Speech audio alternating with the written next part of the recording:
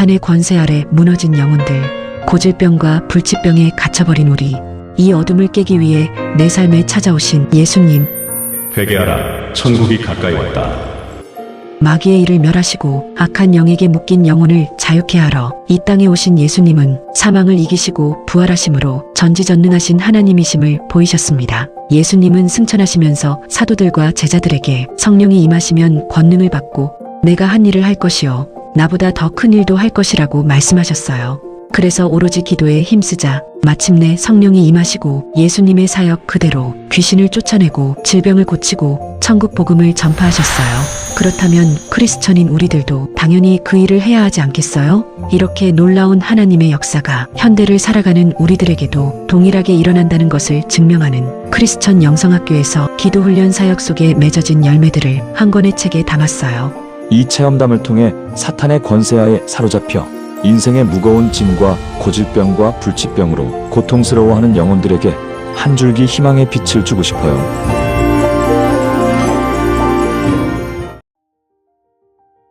지난 3월 수원에서는 20대 아들이 게임을 그만하라는 아버지를 흉기로 수차례 찔러 숨지게 하는 사건이 발생했어요. 8월 나주에서는 20대 이모가 3살 조카를 목 졸라 숨지게 하는 사건도 있었죠. 이들에게 공통적인 특징이 있는데 그것은 조울증으로 병원 진료를 받아왔다는 것입니다. 조울증은 기분이 좋아지는 조증과 침울함이 계속되는 울증이 번갈아가며 나타나는 정신장애의 일종으로 양극성 장애라고 불리는 정신질환이에요. 이 질병이 만성적으로 나타나는 경우 극단적인 감정 변화와 돌발적인 행동이 잦아져서 범죄로 이어질 수 있어요. 작년 조울증으로 병원 진료를 받은 사람은 9만 2천 명으로 5년 전에 비해 약 40%가 늘어난 추세입니다. 혈기왕성한 18세에서 29세와 감정 굴곡이 심한 50세에서 59세의 갱년기 연령층에서 많이 발생한다고 해요. 환자의 50%는 1년 내에 재발한다고 합니다. 또한 최근 제주 성당에서 한 중국인이 기도하던 신도를 칼로 찔러 살해한 사건으로 전국이 뒤끓고 있어요. 이 역시 망상장애의 정신질환을 앓고 있으며 누군가가 자신의 뇌에 칩을 꼽아 조종하고 있다면서 횡설수설한다고 뉴스는 말하고 있습니다. 제가 이런 언론 뉴스를 다시 말해드리는 이유가 무언지 아세요? 바로 그동안 제가 수도 없이 말했던 정신질환은 귀신들의 소행이라는 사실과 정확하게 일치하는 증상이 나타나기 때문이에요. 저는 귀신들이 잠복해 있는 사람들의 특징으로 자기중심적이며 교만하고 감정의 기복이 심하다는 칼럼을 여러 차례 썼어요.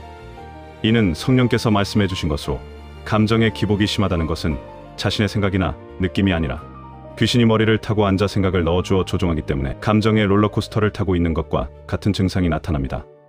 또한 귀신들이 어렸을 때부터 잠복해 있다가 영향력을 행사하기 쉬운 청소년기부터 존재감을 드러내죠. 청소년기의 특징인 부모나 기성세대에 대한 반항과 미래에 대한 회의나 좌절 등은 죄다 하나님이 싫어하는 죄의 속성이에요. 조울증의 발병이 청소년기에서부터 시작된다는 것은 바로 이 때문이죠. 또한 귀신들은 환경이 변화하는 틈을 노려 자신의 생각을 넣어주고 조종하고 있어요. 그래서 결혼, 취직, 출산 등의 환경 변화가 나타나는 시기에 정신병이 생겨나고 재발하는 일이 잦은 이유예요. 신체의 성장이 쇠퇴하는 갱년기에 조울증 증세가 잦은 것도 이 때문이죠. 정신질환은 스스로 정신을 통제하지 못하고 비정상적인 상태가 지속되는 정신적인 질병이에요. 그래서 정신과 의사들은 면담과 격한 감정을 누그러뜨리는 신경안정제 등의 약물을 통해 치료를 하고 있죠. 그러나 아시다시피 정신질환은 완치가 거의 드물고 지속적으로 재발하는 질병입니다. 예전에 성령께서는 정신질환이 귀신의 소행이라고 말씀하셨어요. 그러나 이를 증명하는 방법은 귀신을 쫓아내는 기도로서 완치시켜야 해요. 예수님과 제자들은 귀신 들린 사람에게서 귀신을 쫓아내고 고질병을 치유하고 불구를 회복시켰어요. 성경은 맹인과 귀머거리, 안진뱅이들의 불구가 귀신들의 소행이라고 밝히면서 그들에게 잠복한 귀신들을 쫓아내자 불구를 회복시켜 증명하여 보여주었죠. 중풍병자를 비롯한 간질 등의 수많은 고질병도 귀신의 공격 때문에 생긴 질병이라고 밝히고 귀신을 쫓아내고 질병에서 회복시켰으니 다른 이들도 할 말이 없을 거예요.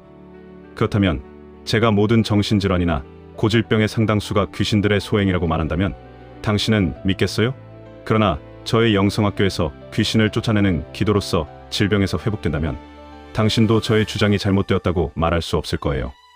왜 크리스천조차 성경에서 밝히는 귀신들의 존재와 그들의 공격을 믿지 못하는지 아세요? 그들의 눈으로 확인하고 경험한 적이 없기 때문이죠. 성경에 있는 거야 하나님의 말씀이니까 믿기는 하지만 삶의 현장에서 본 적이 없으니까 믿어지지 않는 것입니다. 그래서 그런 역사는 사도시대에만 있었던 사건이라는 신학자의 주장에 숨어서 자신의 무능과 무기력을 감추는 목회자들이 주변에 널려있는 이유예요. 제가 모든 정신질환과 고질병의 상당수가 귀신의 소행이라는 말을 칼럼으로 써서 인터넷에 올려놓으니까 무슨 일이 일어나는지 아세요? 귀신의 소행인지 궁금한 사람이 아니라 정신질환과 고질병이 낫는다는 기대를 갖는 사람들이 대거 찾아오기 시작했어요. 그들은 오랫동안 용하다는 병원을 다니면서 재산을 허비하며 치료를 받았지만 점점 더 악화된 이들이었죠. 정신질환 환자도 병원에서 손댈 수 없는 중증의 사람들이 대다수였어요. 또한 병원에서 수많은 검진과 검사를 받아보아도 원인을 알 수 없는 고통스러운 질환으로 찾아온 이들도 허다합니다. 이들은 성령이 내주하는 기도 훈련에 관심이 있거나 귀신의 정체에 대해 호기심을 만족하고자 찾아온 이들이 아니었어요. 오직 고통스러워 견딜 수 없는 질병이 낫기 원해서이죠.